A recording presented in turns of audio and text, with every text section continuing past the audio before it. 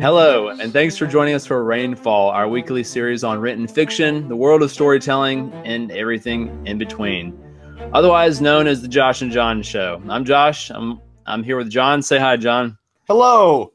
And we have a good topic tonight because it's about a very serious topic in the world of written fiction. This is something that is not to be ignored. It's the elephant in the room, and so we've got to talk about it. It's not a bad elephant, mind you. It's just something that will affect your storytelling habits for now and into the future, as long as they got radio.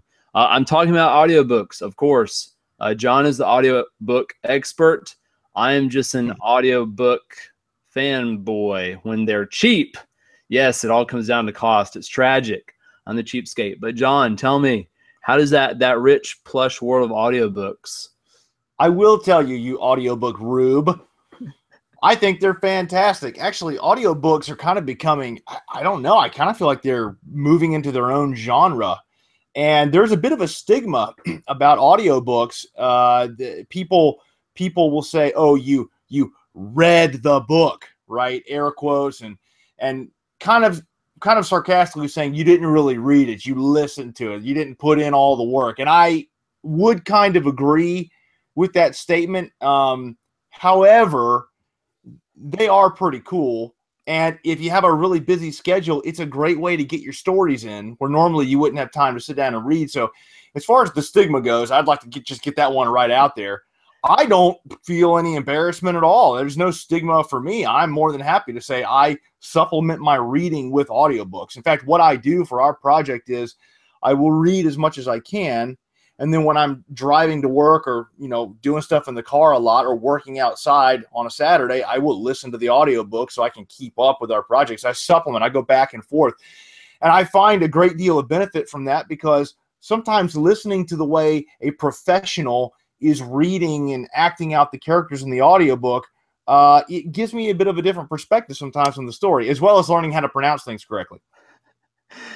John, I think we're going to call this the lost decade, where you forgot what the written word actually looked like. And you had you said two very important things there. In all seriousness, people do sit here and maybe thumb their nose at you and say you didn't read the book, but then also you get to learn how you really say these people's names in these worlds of fiction. It's that debate will finally die. So audiobooks have done us a service. You will know whether it's Saruman or Saruman.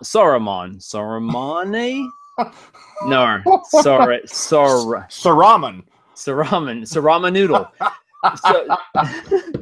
So it's done us that great service, right? But you talked about it maybe changing the book telling experience or becoming its own subgenre or own delivery format. So you're right. You have great narrators who give us these great stories as they are written. But obviously there's going to be people that are always disruptors, right? Tweaking the format, coming up with new, not gimmicks, but new ways to immerse you with the ability of a new platform. So it's rightfully you have people who are pioneering and doing cool stuff. But I'll just throw out one really meaningful experience, and there's lots of them. So I've got to tell you, even though I'm too cheap to get them, the ones I've listened to have fundamentally, I think, been embedded in my head more so than when I read the book. It is a different experience. So Limiting Snicket's The Reptile Room was a kind of a somber second edition to that series. The whole thing is somber.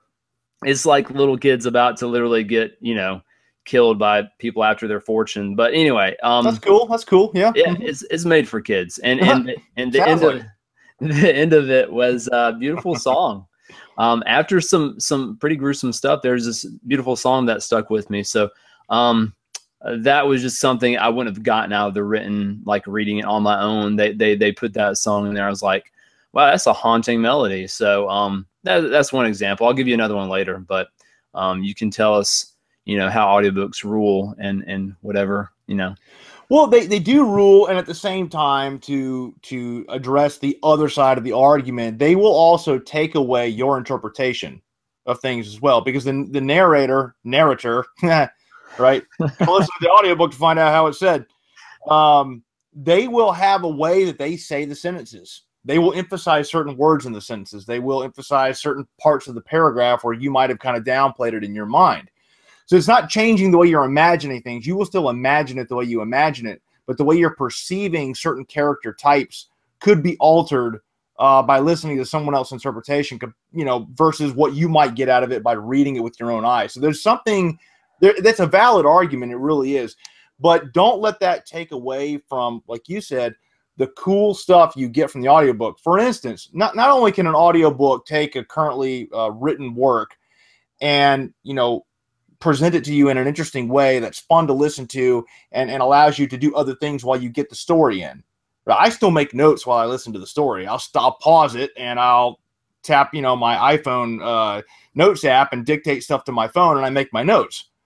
However, audiobooks can become their own genre, kind of like you've talked about with video games, because they are now writing, the infamous they, are now writing books or writing works specifically to be done on audiobook. So it's written specifically to have somebody read it to you. It's not meant for you to read with your own eyes. It's meant for you to listen to. And I think that's something new. And I think that's a really cool concept. You see things like that with works like Metropolis, which I talked about before.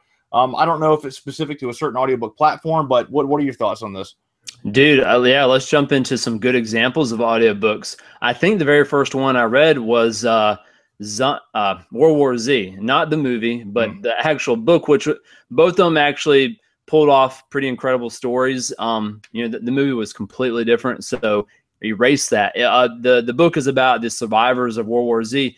So you had this whole cast, which we know brings off something special when you have a cast. It's kind of like the Pixar cast or the Disney cast of characters. You always see the voice actors. These are voice actors. And so I loved hearing about survivors of World War Z. I literally was mesmerized. I've mentioned, I think that's the best word for me to actually describe how you sit here and you're hanging on every word. It's like you're around a campfire and you have someone, you know, it's an oral tradition. Stories used to be handed down orally. So, you know, hello, this isn't something to snub your nose at. This is where it started. And so, yeah, World War Z, highly recommend, because all these characters around the world and how humanity almost didn't make it. And it was great. And zombies are a cliche now. I get it. But this book, it's at the top of the heap. And one more was Moby Dick. Again, mesmerized. Herman Melville. Great book, long book. And I joke that I'm intellectually lazy and I would have never read it without the audiobook. So it's done a service for my kind of, you know, laziness. Yeah, and I think that's the right way to look at it. It's well, I look at it as supplementing reading. You look at it like a service. Allow it to enhance your day, right? You don't have time to sit around and just read all the time. Or maybe you do. Maybe you got that job. Maybe you got that much money. What? Who are you talking to? Maybe you just live a chilled out lifestyle and you're not running around trying to mow the lawn and clean the dishes and whatever, and that's great. But I think the majority of people, there's a lot of stuff to do. Listen to the audiobook. Enjoy the story. Get something out of it. So what else? What other books do you recommend? Because I think I've hit. I mean, Count to Monte Cristo. There's free ones at LibriVox.com. Check it out. Public domain stuff. And I always throw. You know, I don't get royalties, but I throw out their name anyway because they have awesome volunteer, you know, narrators. So what else is there? Of the ones that we've listened to for this project that made a huge impact, the Dark Tower series by Stephen King, they got the right narrators for that. I don't think it's the same guy in every book, but they've got the right ones. The Hyperion Cantos by Dan Simmons, if you get a chance to get that on audiobook, that is worth the listen. Nice. The way the narrators really bring to life those characters, it's kind of like radio theater in a way. I mentioned Metropolis. That was fantastic. And then I really enjoyed Ocean at the End of the Lane because Neil Gaiman actually read that himself. Ooh, so that's awesome. Neil Gaiman, and that was neat to hear the author present the work the way he intended it to be presented. So you don't get that by reading the book. You get that by listening. So that was kind of unique as well. I might pay for that. I might pay if an author, like if George R. R. Martin, no, I hate to say that. I love it. Maybe some authors, that was kind of bad of me because I love the Song of Ice and Fire. But would he do a good job narrating his own story? Hey, maybe they're not cut out for it. But Neil Gaiman is a showman, and he's theatrical, and his stories are fantastical. I mean, in the literal sense of crazy bizarreness. So, yeah, that's a good fit. If it's a good fit, I might shell out some money. But I think audiobooks, again, it's a good way to, like you said, experience the story. Period. So I will read air quotes anytime I feel like listening to a book. Experience a book. Right. You're gonna read it, Josh. Read the book. Yeah, that's what I just said. Stop putting air quotes up. All right.